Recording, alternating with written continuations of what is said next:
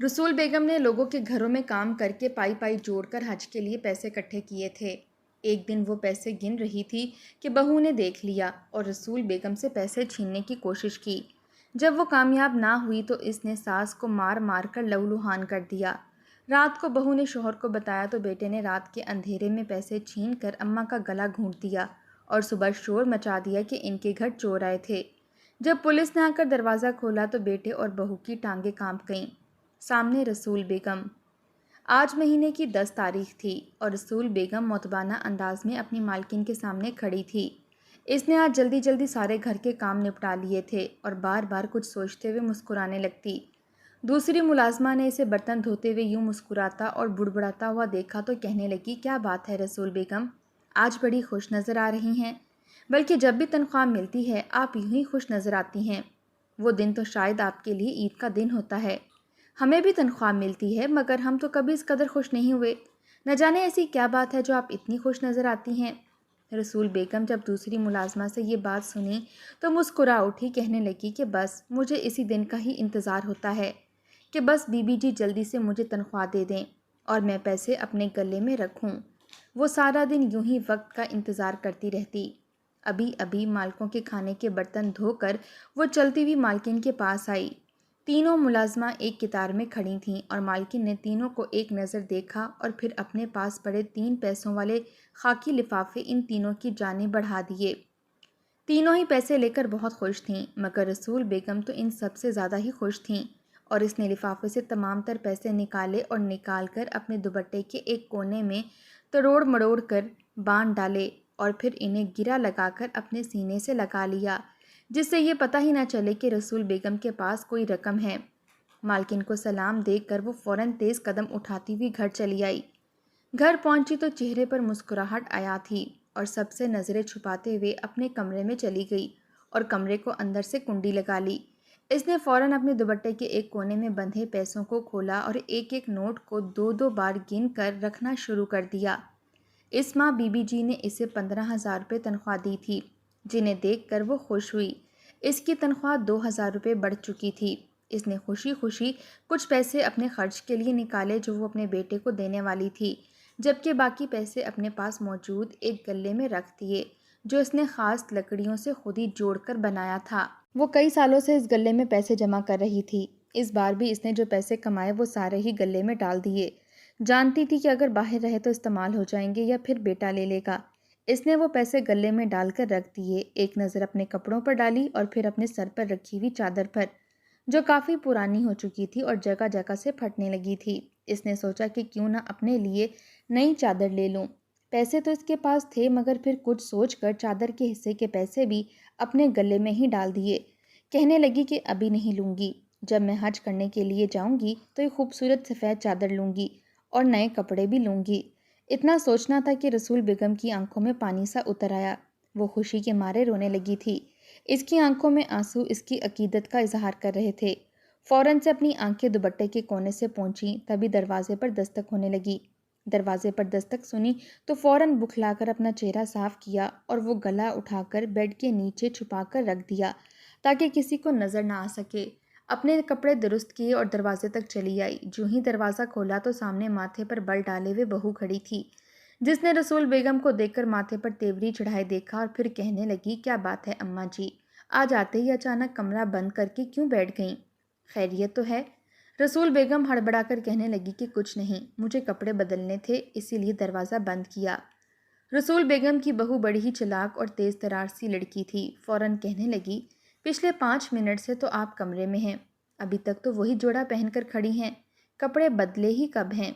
तो रसूल बेगम कहने लगी कि बस बदलने ही लगी थी, तुम बताओ क्या कोई ज़रूरी काम है? रसूल बेगम की बहू फ़ौरन गला खनकार कर आस पास कमरे में देखने लगी। जानती थी कि आज रसूल बेगम को तनख्वाह मिली होगी। हर महीने के 10 तारीख को इन्हें तनख्वाहें मिलती थीं, मगर न जाने वो तनख्वाह किधर करती थीं कि इनके हाथ पूरी तनख्वाह आज तक आ ही ना सकी थी। बहरहाल फ़ौरन कहने लगी कि आकर खाना बना दें, मेरे सर में शदीद दर्द है इसलिए आज मैंने कुछ भी नहीं बनाया। रसूल बेगम भी थकी हारी आई थी।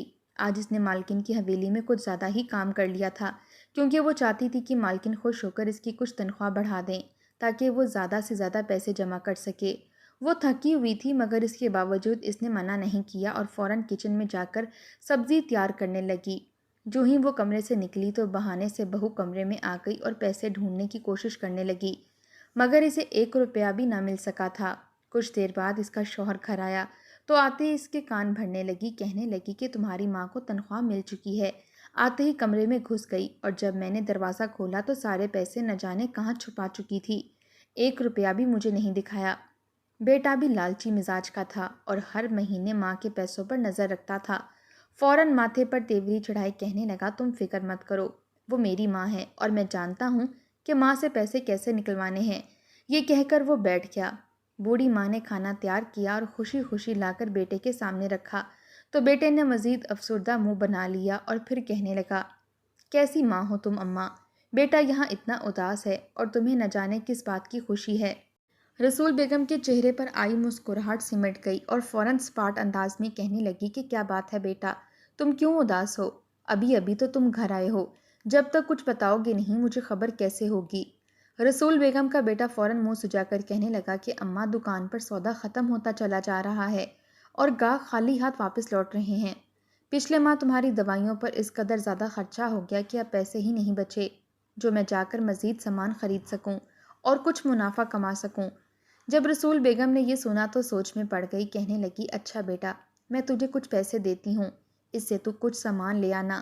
رسول بیگم کا بیٹا خوش تھا مگر جب ان کے ہاتھ میں 5,000 روپے دیکھے تو چہرے پر ناگواری سی ابھر آئی۔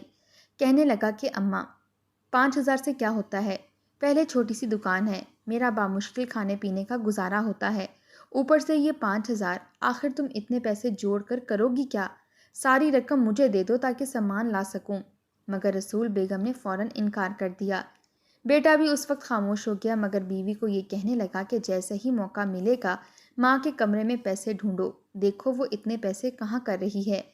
رسول بیگم نے گھر کا بھی سارا کام نپٹایا اور پھر اپنے کمرے میں آ کر لیٹ گئی۔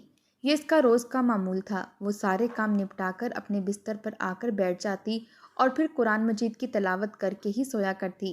جب بھی قرآن مجید کی تلاوت کرتی تو آخر میں یہی دعا مانگتی کہ جلد از جلد میرے پیسے پورے ہوں تاکہ میں کعبہ شریف کی زیارت کر سکوں، اور یوں دعا کرتے کرتے رونے لگتی۔ اس کی تڑپ میں اس قدر شدت تھی کہ وہ خانہ کعبہ اور مکہ مکرمہ کا نام سن کر ہی رونے لگتی۔ قرآن مجید پڑھ کر اس نے ایک جانب احتیاط سے رکھا اور پھر اپنے بستر پر لیٹ گئی۔ سونے سے پہلے ہمیشہ کی طرح وہ نعت شریف پڑھنے لگی اور دل ہی دل میں اپنے رب سے باتیں کرنے لگی۔ خانہ کعبہ کی زیارت کا شوق اسے اب سے نہیں تھا بلکہ بہت پہلے سے ہی وہ خانہ کعبہ کی زیارت کو جانا چاہتی تھی۔ جب اپنے ماں باپ کے گھر ہوا کرتی تھی تو ریڈیو پر اشتیاق سے نعت اور خانہ کعبہ کے بارے میں فضائل سنا کرتی۔ وہ اکثر اپنی اماں ابا کو کہتی کہ امی مجھے خانہ کعبہ کی زیارت کو جانا ہے، مجھے حج کرنا ہے اور ہم تینوں ایک دن ضرور خانہ کعبہ کی زیارت کو جائیں گے۔ رسول بیگم کے والد مزدوری کرتے تھے، جب بھی سڑکیں بنتی تو پتھر توڑ توڑ کر سڑکوں پر ڈالا کرتے، جو ملتا وہی کما کر گھر لایا کرتے۔ بیٹی کی خواہش دیکھتے تو آنکھوں میں آنسو آ جاتے، سر پر ہاتھ پھیر کر بولتے کہ بیٹا دعا کرو کہ خدا ہمیں ڈھیروں پیسے دے، پھر ہم ضرور وہاں زیارت کو جائیں گے۔ مگر ساری زندگی کمانے کے باوجود اتنا نہ جمع کر سکے جو حج کے لیے جا سکیں۔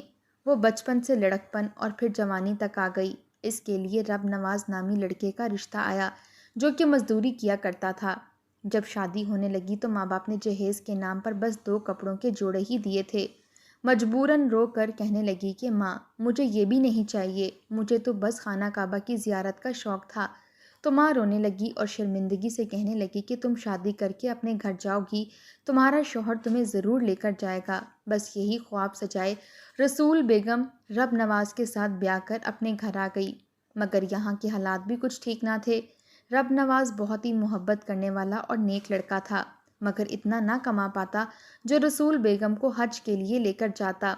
دھیرے دھیرے وقت گزرتا گیا اور رب نواز نے رسول بیگم کو VCR لا کر دیا اور ایک second hand black and white T V لا دیا جس پر ہر وقت خانہ کعبہ کی زیارت کی ویڈیو چلتی رہتی اور رسول بیگم وہ دیکھ دیکھ کر روتی رہتی اور دعائیں مانگتی رہتی۔ کئی سال یوں ہی گزر گئے مگر اب تو اس کے شوہر کی طبیعت بھی خراب رہنے لگی تھی، وہ ایک بیٹے کی ماں بھی بن چکی تھی۔ ایک روز رب نواز اسے دنیا کی بھیڑ میں اکیلا چھوڑ کر چلا گیا اور یوں کچھ پل کے لیے رسول بیگم کی زندگی بالکل ہی بدل کر رہ چکی تھی۔ اس کی تمام تر خواہشات ختم ہو چکی تھیں، بس اپنا اور اپنے بیٹے کا پیٹ پالنا چاہتی تھی۔ اس نے اس پل ہر محنت مزدوری کی۔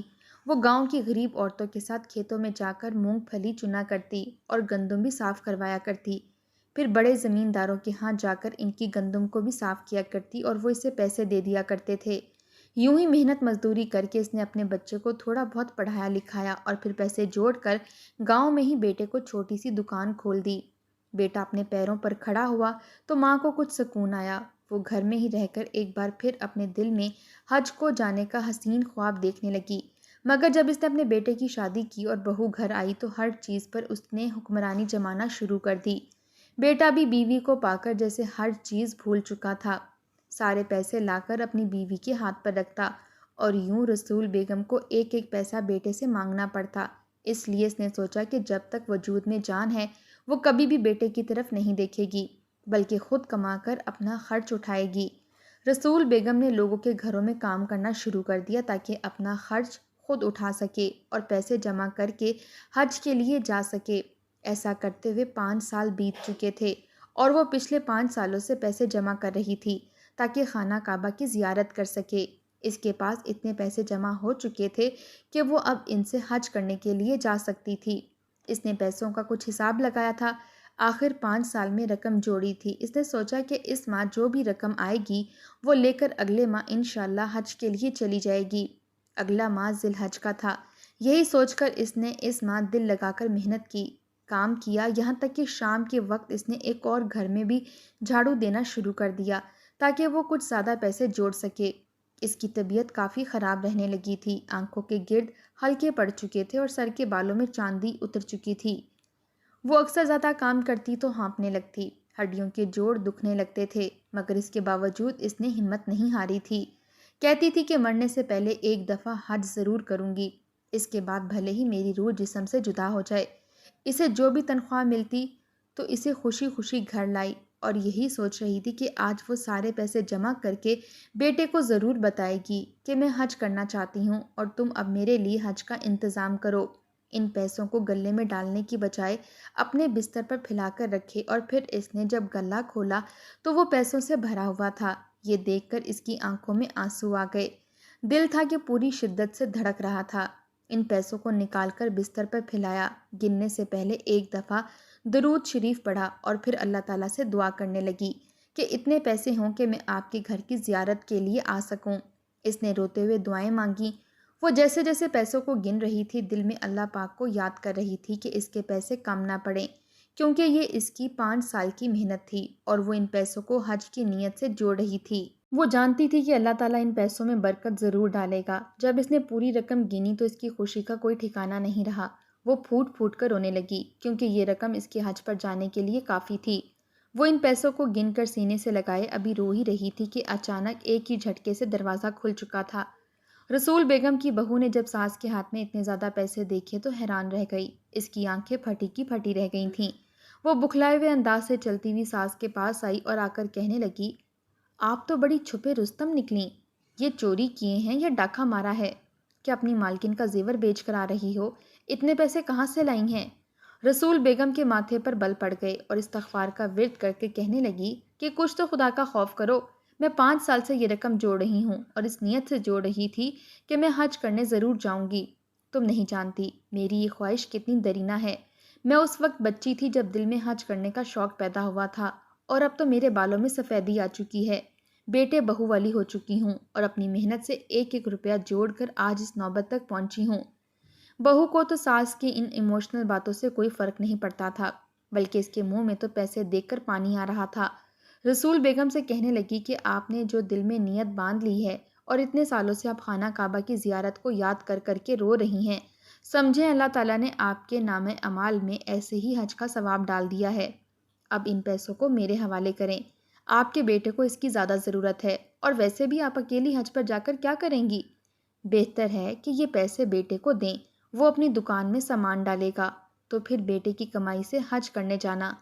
مگر رسول بیگم تو فوراً ہی اٹھ کھڑی ہوئی اور وہ پیسے اپنے سینے سے لگا لیے، کہنے لگی کہ خبردار جو مجھ سے پیسے لینے کی کوشش کی یہ حج کی نیت سے ہیں، میں تمہیں پیسے بالکل بھی نہیں دوں گی۔ مگر اگلے ہی پل بہو نے چھیننے چاہے۔ وہ ہاتھا پائی پر اتر آئی تھی، مگر رسول بیگم ایک ہاتھ سے پیسوں کو سنبھالتی اور دوسرے ہاتھ سے بہو کو دھکے دیتے ہوئے اسے دور کرنے لگی کہ میں پیسے ہرگز تمہیں نہیں دے سکتی۔ جب بہو سے بات نہ بن سکی تو اس نے غصے میں ساس کے منہ پر ایک تھپڑ مار دیا۔ رسول بیگم تھپڑ کھا کر زمین پر گری تھی، مگر اس نے ان پیسوں کو نہ چھوڑا۔ جب اس نے ساس کو اس قدر ڈٹھائی پر اترا ہوا دیکھا تو اسے بالوں سے پکڑ کر مارنے لگی۔ یہ بھی بھول گئی کہ وہ اس کی بوڑھی ساس ہے اور رتبے میں اس سے بڑی ہے، ماں کی جگہ ہے۔ اس نے اپنی ساس کو اتنا مارا کہ بیچاری کی ناک اور منہ سے خون آنے لگا، مگر اس کے باوجود رسول بیگم نے اسے پیسے نہ دیے۔ رسول بیگم کی بہو پیسے چھیننا بھی نہیں چاہتی تھی، کیونکہ ایسا کرنے سے وہ پیسے پھٹ سکتے تھے، پھر وہ کسی کے کام بھی نہ رہتے۔ ساس کو مار کر وہ کمرے سے چلی گئی۔ رسول بیگم نے فوراً ان پیسوں کو ایک پوٹلی بنا کر بستر کے نیچے چھپا دیے اور رونے لگی۔ اسے تو اپنا گھر ہی غیر محفوظ لگنے لگا تھا۔ وہ نیک کام کے لیے جوڑے پیسے بھی کھانے سے باز نہیں آ رہے تھے۔ رات ہوئی تو رسول بیگم کا بیٹا گھر آیا۔ بیوی نے جو ہی شوہر کو دیکھا تو فوراً اپنے کمرے میں لے گئی اور اپنی ساس کے بارے میں سب کچھ بتانے لگی۔ رسول بیگم کے بیٹے نے جب یہ سنا کہ ماں کے پاس لاکھوں روپے ہیں تو خوشی سے اس کی باتیں کھل گئیں۔ وہ خوشی کے مارے بیوی سے کہنے لگا کہ اب تم فکر نہ کرو، میں ہر حال میں وہ پیسے لے کر ہی رہوں گا۔ راتوں رات دونوں میاں بیوی نے ایک پلان بنایا اور پلان پر عمل درآمد کرتے ہوئے بہو نے گھر کی تمام چیزوں کو الٹ پلٹ کر دیا۔ تمام تر سونا اور زیور ایک جانب زمین کھود کر اس میں دفنا دیا اور پھر ماں کے کمرے کی طرف آئے۔ رسول بیگم ابھی تک ڈری سہمی ہوئی اسی جگہ بیٹھی تھی جہاں اس نے بستر کے نیچے پیسے چھپا رکھے تھے، مگر رسول بیگم کا بیٹا اس قدر سفاکیت پر اتر آیا تھا، اس نے آگے بڑھ کر رسول بیگم سے پیسے مانگنا شروع کر دیے۔ رسول بیگم تو صدمے کے مارے کانپنے لگی تھی، کہنے لگی کہ بیٹا ہوش کے ناخن لو، وہ پیسے میرے خون پسینے کی کمائی کے ہیں، میں اسے حج کرنا چاہتی ہوں اور تم یہ بات کیوں نہیں سمجھ رہے؟ مگر جب بیٹے نے دیکھا کہ ماں پیسے نہیں دے رہی تو اس نے غصے سے ماں کا گلا دبانا شروع کر دیا۔ کہنے لگا کہ اگر تو ایسے پیسے نہیں دے سکتی تو بہتر ہے کہ مر جاؤ، مجھے پیسے تو ہر حال میں چاہیے، چاہے تو خوشی سے دے یا تجھے مار کر لینا پڑے۔ رسول بیگم کی آنکھوں میں بے یقینی تھی، وہ رسول بیگم کا گلا دبا رہا تھا جب تک ان کا وجود ساکت نہ ہو گیا۔ جب اسے یقین ہو گیا کہ ماں کی وجود میں حرکت باقی نہیں تو اس نے فوراً اس کمرے کی اتھل پتھل مچا دی، تمام تر پیسے بستر کے نیچے سے ڈھونڈ کر نکالے اور بیوی کا سونا اور زیور راتوں رات کہیں چھپا دیا اور پھر صبح شور مچا دیا کہ میرے گھر میں چور آئے، سارا سامان لے کر چلے گئے اور میری ماں کو بھی مار دیا۔ جو ہی یہ خبر عام ہوئی تو پولیس کو بلا لیا گیا۔ رسول بیگم کا بیٹا اور بہو رونے کا ناٹک کر رہے تھے، کہہ رہے تھے کہ ہم دونوں اپنے میکے میں دعوت پر گئے تھے اور ماں گھر پر تھی، ابھی صبح واپس آئے تو یہ حادثہ ہوتے دیکھا۔ پولیس گھر میں داخل ہوئی، جو ہی رسول بیگم کا کمرہ کھولا تو سامنے کا منظر دیکھ کر ان کے ہوش اڑ گئے، کیونکہ کمرے کا سامان بکھرا ہوا تھا۔ جب رسول بیگم کو ہاتھ لگایا گیا تو یہ دیکھ کر رسول بیگم کا بیٹا اور بہو کی جان نکلنے لگی کہ رسول بیگم کی سانسیں تو ابھی تک چل رہی تھیں۔ پولیس والے خوشی سے رسول بیگم کے بیٹے کو کہنے لگے کہ آپ کی ماں کی سانسیں چل رہی ہیں، فکر مت کریں، یہ جیسے ہی ہوش میں آئیں ہمیں چوروں کی نشانیاں ضرور بتائیں گی۔ جبکہ دونوں میاں بیوی تو خوش ہونے کی بجائے کانپنے لگے تھے۔ رسول بیگم کو فوراً پولیس کے تحفظ میں ہسپتال پہنچایا گیا جہاں ان کا علاج شروع ہوا۔ جب رسول بیگم کو ہوش آیا تو انہوں نے پولیس کو ساری حقیقت بتا دی۔ پولیس بھی حیرت میں مبتلا تھی، کوئی مسلمان اس حد تک بھی گر سکتا ہے کہ بوڑھی ماں نے وہ پیسے حج کے لیے جوڑے تھے۔ ACP نے جب یہ سنا تو غصے کے مارے رسول بیگم کے سامنے ہی اس کے بیٹے کو مارنے لگا، جبکہ بہو اور بیٹے دونوں کو گرفتار کر کے حوالات میں ڈال دیا گیا۔ رسول بیگم یہ دیکھ کر رونے لگی اور اپنے پیسوں کا مطالبہ کرنے لگی۔ رسول بیگم کے بیٹے نے جہاں پیسے چھپائے تھے اس جگہ کے بارے میں بتا دیا۔ رسول بیگم کو اس کے پیسے اور باقی زیورات دے دیے گئے۔ ACP بڑا ہی اچھا اور نیک دل شخص تھا، اس نے خود بھی اگلے ماہ حج کرنے کے لیے جانا تھا۔ وہ اپنی فیملی کے ساتھ جا رہا تھا اور اس نے بوڑھی ماں یعنی رسول بیگم کو اپنے ساتھ حج پر لے جانا چاہا۔ وہ رسول بیگم سے بولا کہ آپ کی کمائی ہے، آپ اپنے پاس رکھیں، میں آپ کو اپنے خرچے پر حج کرواؤں گا۔ مگر رسول بیگم رونے لگی، کہنے لگی کہ نہیں، مجھے وہ حج نہیں کرنا جو میں کسی اور کے پیسے کی بدولت کروں، مجھے تبھی سکون آئے گا جب میں اپنے 5 سالوں سے جوڑی ہوئی رقم سے حج کروں گی، تاکہ میرے رب کو بھی خوشی ہو کہ میں اس سے ملاقات کی خاطر کس قدر تکلیف اٹھا کر یہاں تک پہنچی ہوں۔ تمہارے پیسوں سے چلی گئی تو مجھے میری محنت کا پھل اور وہ اجر نہیں ملے گا جو میں چاہتی ہوں۔ اے سی پی کی بیوی رسول بیگم کو اپنے ساتھ حج کروانے کے لیے لے گئی، اور رسول بیگم نے جب اپنی آنکھوں کے سامنے بیت اللہ کو دیکھا تو سسک سسک کر رونے لگی۔ یہی تو وہ چاہتی تھی، اور پھر اسی پل رسول بیگم کی زبان پر کلمہ جاری ہوا اور ان کی روح پرواز کر گئی۔ آج بھی اس گاؤں میں رسول بیگم کی داستان سنائی جاتی ہے۔